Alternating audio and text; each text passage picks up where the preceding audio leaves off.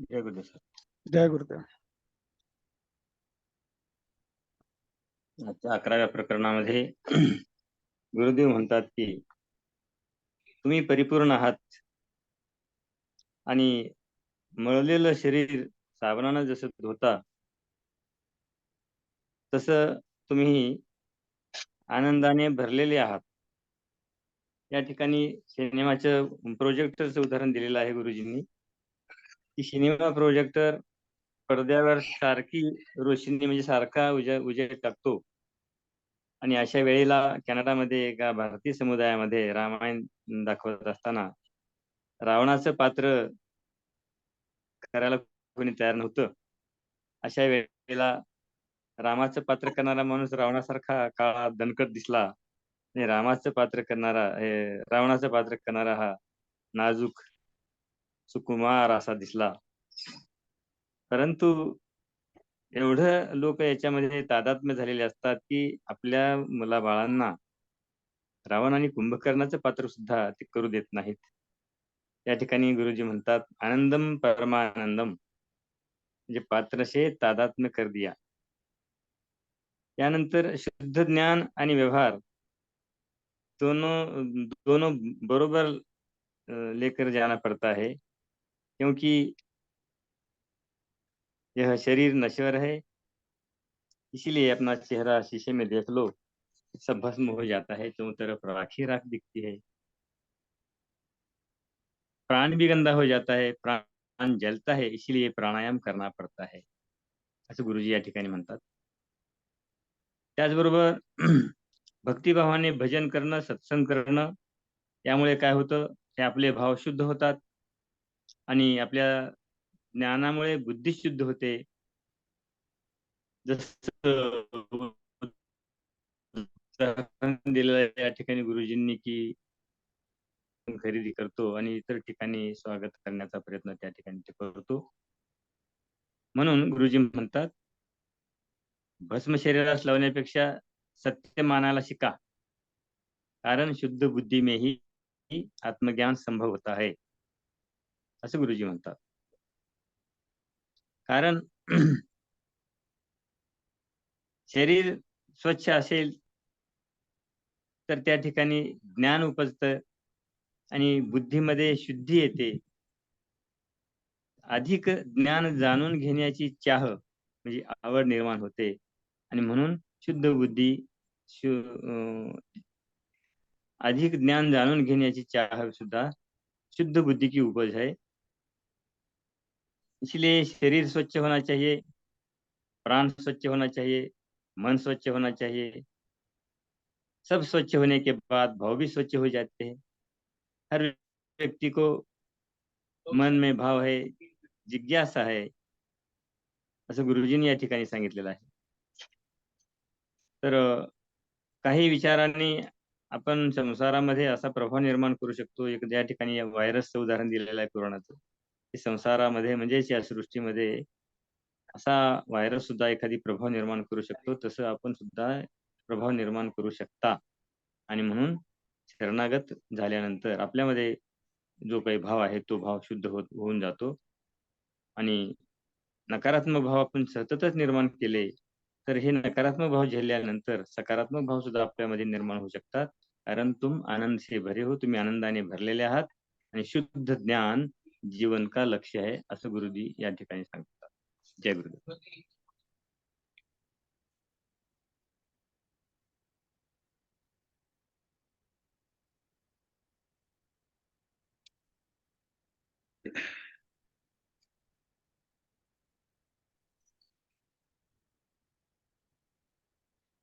बोला अजून.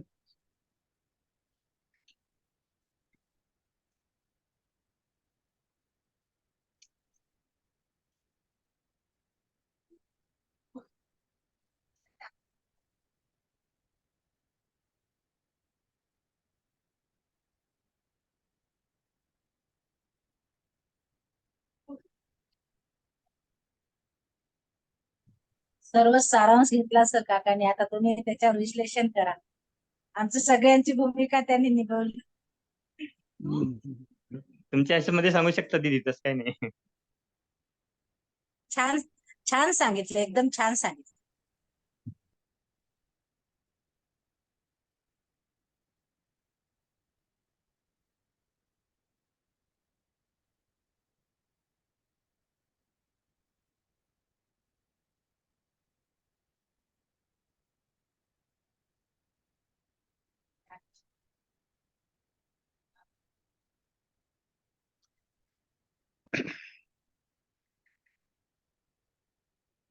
आपण संकल्पासोबत पुढे जात आहोत, आहे ना? बरोबर आहे ना? हो. तर मग आपले म्हणजे तसा संकल्प एकच आहे, पण त्याचे वेगवेगळे पैलू आहेत.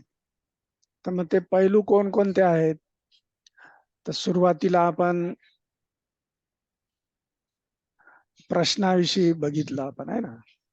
हो. प्रश्न विचारताना, प्रश्नाचं उत्तर देताना आपली सजगता कायम असली पाहिजे, है ना? कुठल्याही प्रश्नाचं उत्तर देताना सजगतेनं द्यायचं, प्रश्न विचारताना सुद्धा सजगतेनं विचारायचं, है की नाही? त्यानंतर काय आहे? आपली धर्म अर्थ काम मोक्ष. हा धर्म अर्थ काम मोक्ष. हा, पुरुषार्थ करायचे. हो. धर्म अर्थ काम आणि मोक्ष हे चारही पुरुषार्थ कर. हे पुरुषार्थ केल्याशिवाय मुक्ती नाहीये. हो.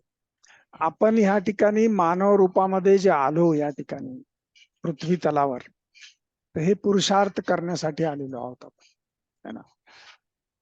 तर हे चार पुरुषार्थ जे आहेत ते आपल्या जीवनामध्ये कृतीमध्ये करायचे. त्यानंतर विचार, वाणी आणि कृती. हा, विचार, वाणी आणि कृती ह्या तिन्ही मध्ये शुद्धता आणायची. आणि हे कसं आहे, नित्य नियमानं करावं लागतं. कारण विचार उठणं, आपल्या मनामध्ये विचार येणं हे आपल्या हातात नाहीये. आहे का? नाही ना. नाहीये. मग विचार शुद्ध कसे होणार? मग आपण तर संकल्प घेतला, विचारांमध्ये शुद्धी, वाणीमध्ये शुद्धी आणि कृतीमध्ये शुद्धी. तर त्याचा पहिली सुरुवात आहे विचारांमध्ये शुद्धी असली पाहिजे, है ना? कारण आपण कुठलंही कर्म करत असताना, बोलत असताना सुरुवात त्याची कुठून होते? विचारांपासून होते, है ना? विचार येतो आणि मग तो आपण अभिव्यक्त करतो, बोलतो आणि बोलून त्याप्रमाणे कृती करतो आपण, है ना? अशी कृषी आहे. मग आता जेव्हा विचार आपले येतात, तर तिथे जर शुद्धता असेल तर वाणी शुद्ध होते आणि कृती पण शुद्ध होते, है की नाही? बरोबर आहे ना? विचार जर अशुद्ध असतील तर वाणीची शुद्धता येणार नाही, आली तरी ती वरवरची असेल. आणि कृतीमध्ये सुद्धा तसंच होईल. मग त्यासाठी काय करावं लागेल? तर आजच्या ह्याच्यात गुरुजींनी खूप छान सांगितलेलं आहे की भावशुद्धी. भावशुद्धी. आपल्या मनातले जे काही वेगवेगळे पैलू आहेत त्याच्यामध्ये अतिशय गहनतेमधला, अतिशय सूक्ष्मतेमधला काय असेल तर तो म्हणजे भाव, आहे की नाही? मनापेक्षा बुद्धी, बुद्धीच्या नंतर भाव, प्राण आहे शरीर, है ना? हो. मन, बुद्धी, भाव. तर सुरुवातीला शरीर येते, शरीर शुद्धी, मनशुद्धी, त्यानंतर बुद्धीची शुद्धता आणि त्यानंतर भाव शुद्धता. आज गुरुदेवांनी असंच सांगितलं ना, शरीर शुद्धी, त्यानंतर मनशुद्धी, त्यानंतर बुद्धिशुद्धी आणि त्यानंतर भावशुद्ध. आणि भावशुद्ध झाल्याशिवाय आत्मज्ञान उपजत नाही. आपल्या आतमध्ये आत्मज्ञान जे उपज व्हायला पाहिजे ती उपज होत नाही. तर मग आपल्या संकल्पाचा भाग काय आहे? शरीर शुद्धी, मनशुद्धी, बुद्धिशुद्धी भावशुद्धी. आणि भावशुद्धी. आता शरीर शुद्धी कशाने भावनाशुद्धी होणार? पण. काय म्हणता भगवान सर? ज्ञानाने शुद्धी होणार, शरीर प्राणशुद्धी सुद्धा सांगितलं सर. हा प्राणायामाने प्राणशुद्धी होते. हा, शरीर शुद्धी कशाने होणार? स्नान करून स्नानाने, पाण्याने. साबण साबण. पाणी, साबण वापरतो आपण, है ना, शरीर शुद्ध होत आहे. हो. आणि दुसरं महत्वाचं आहे, हे झालं आपल्याला बाह्य शरीराची शुद्धी झाली, पण शरीरामध्ये निरोगी राहणं, शरीर निरोगी राहणं, ह्यासाठी काय करावं लागते? प्राणायाम. प्राणायाम. हा, त्यासाठी व्यायाम, आसनं, है ना, आपण जे आसन आहेत ना, ते आसन जे आहेत, नंतर एक्सरसाइज आहेत किंवा व्यायाम आहे, तर हे केलं तर शरीर शुद्धी होते. त्यानंतर प्राणायाम केला आपण तर काय शुद्ध होते? आज मन सांगितलेलं आहे गुरुदेवांनी, प्राणशुद्धी. प्राणशुद्धी होते, है ना. तर हा प्राण कशामुळे अशुद्ध होतो? आपण जे भोग करतो, आपण कर्मभोग आपले जे असतात, जे दुष्कर्म. कर्मभोग आपण आपल्या जीवनामध्ये ते भोग करावे लागतात, आणि त्या भोगामुळं प्राण हा जळतो, अशुद्धी येते त्याच्यामध्ये. हो. मग त्यासाठी प्राणायाम केला तर प्राणशुद्धी होते, है की नाही. तर ते करणं आवश्यक आहे की नाही. म्हणजेच काय झालं, व्यायाम झाला, एक्सरसाइज झाली, प्राणायाम झाले, सुदर्शन क्रिया झाली, है की नाही. त्यानंतर आसनांमध्ये आपण पद्मसाधना करतो. पद्मसाधना ही आसनांचं एक चांगलं युनियन आहे, है ना. त्यानंतर आपल्याला काय करायची? भाव शुद्ध करायचं. हा, भाव शुद्ध. तर भाव शुद्ध कशामुळे होतो? सत्संग आणि भजनामुळे. सत्संग आणि भजनामुळे भाव शुद्ध होतो, है की नाही. म्हणून सत्संग, त्यानंतर भजन, ह्या गोष्टीमध्ये आपण नेहमी सातत्यानं राहिलं पाहिजे. त्यामुळं आपल्या जो भाव आहे, अशुद्ध भाव आहे, त्या भावाची शुद्धी होते, आणि भाव शुद्ध झाला की मग आपण आत्मज्ञानाकडे जातो. तर मध्ये राहिली एक बुद्धी, तर बुद्धी शुद्ध कशामुळे होते? कशामुळे सांगितली? ज्ञानामुळं, आहे की नाही. ज्ञानामुळं बुद्धी शुद्ध होते. म्हणजेच जीवनात आपल्याला काय काय करायचंय, ह्या सगळ्या गोष्टी करायच्या. ज्ञान, त्याच्यानंतर तुमचं भावशुद्धीसाठी भजन करणं आणि सत्संग करणं, है ना. तर मग आता त्याच्यात तेच सांगितलं ना की आपण की जर समजा आपल्यामध्ये स्वच्छता असेल, है ना, आपल्या अंतर्बाह्य स्वच्छता असेल तरच ज्ञान उपजते, नाही तर नाही उपजत. नाही तर आम्ही काय ईश्वर स्वरूप आहोत, आम्हाला काय गरज आहे, स्नान करायची गरज नाही, काही कुठलं काही करायची गरज नाही, आळशी म्हणून पडून राहिलं तर आपल्यामध्ये ज्ञान उपजेल का? नाही उपजणार.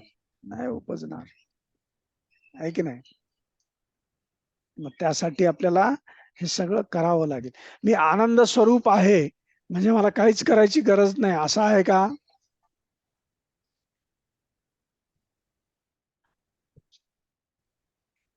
है ना.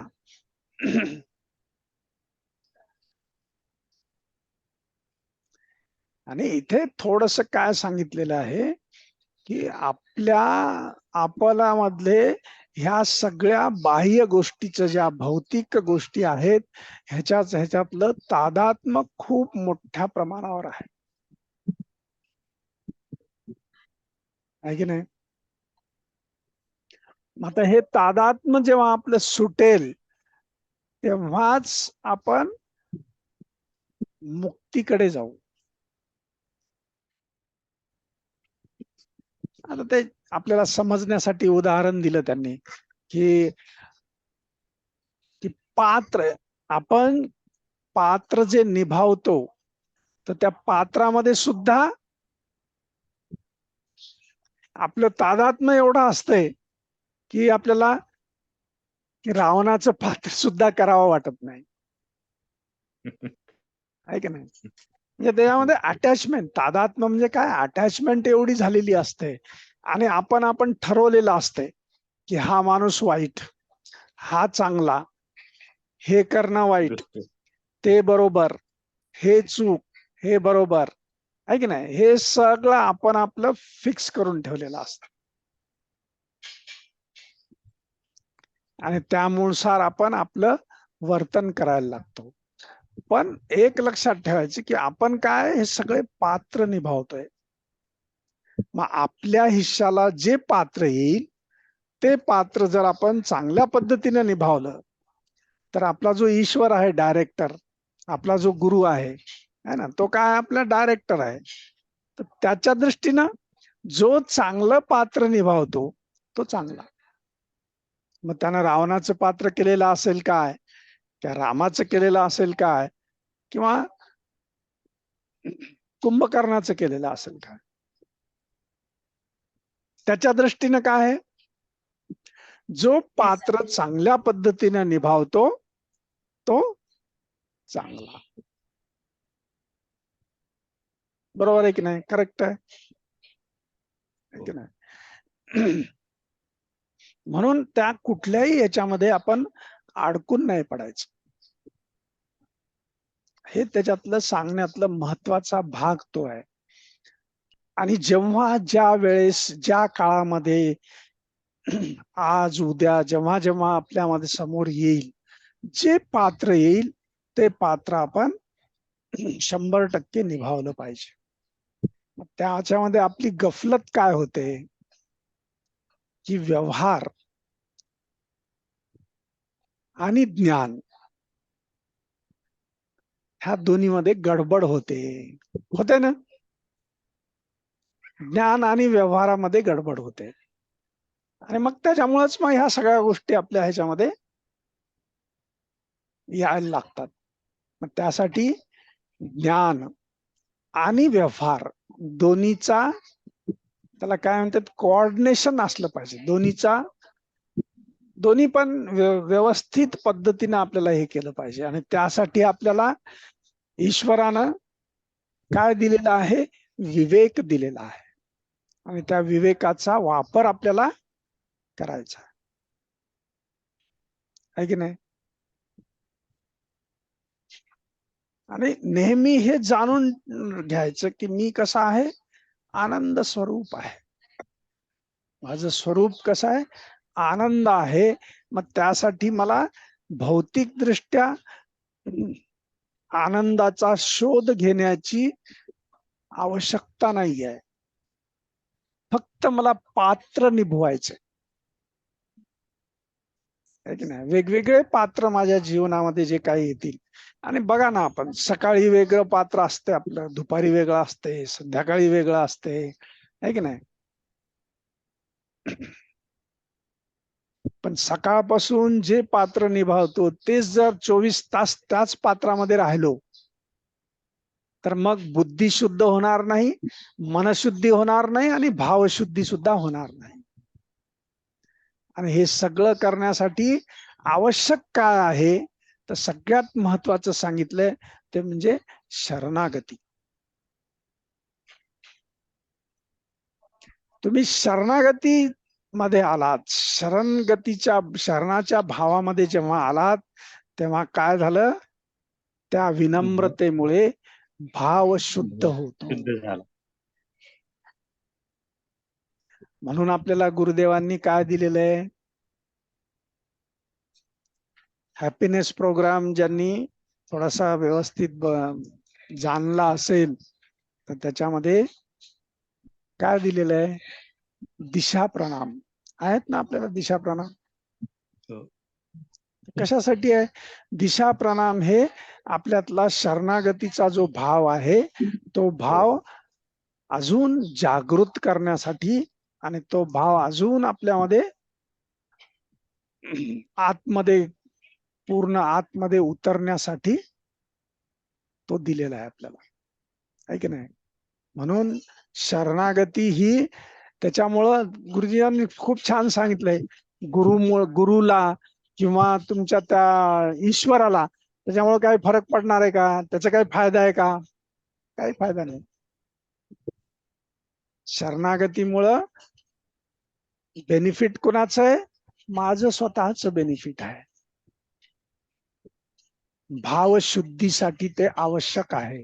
कारण आपण ह्या संसारामध्ये जे आपण जे राहतो, तर या ठिकाणी वेगवेगळ्या प्रकारची माणसं आहेत, वेगवेगळ्या प्रकारचे विचार आहेत, वेगवेगळ्या प्रकारची लोक आहेत.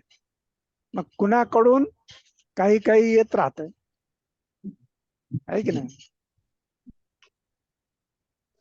मग त्याची शुद्धी करण्यासाठी, ते शुद्धतेमध्ये येण्यासाठी शरणागती आवश्यक आहे.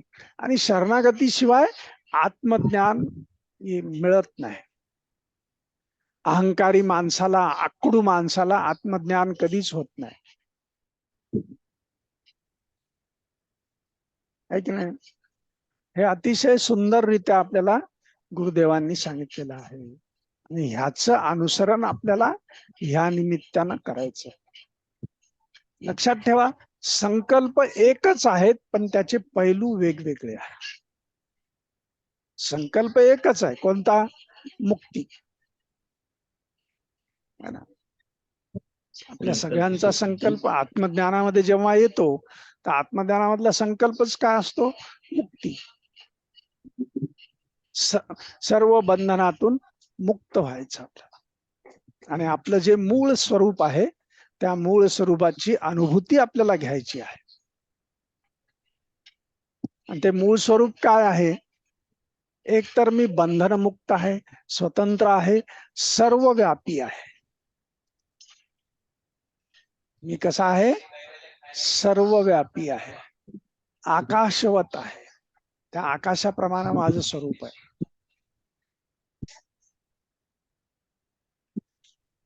त्यासाठी आपल्याला ह्या गोष्टी करत राहावे लागतील नित्य नियमानं.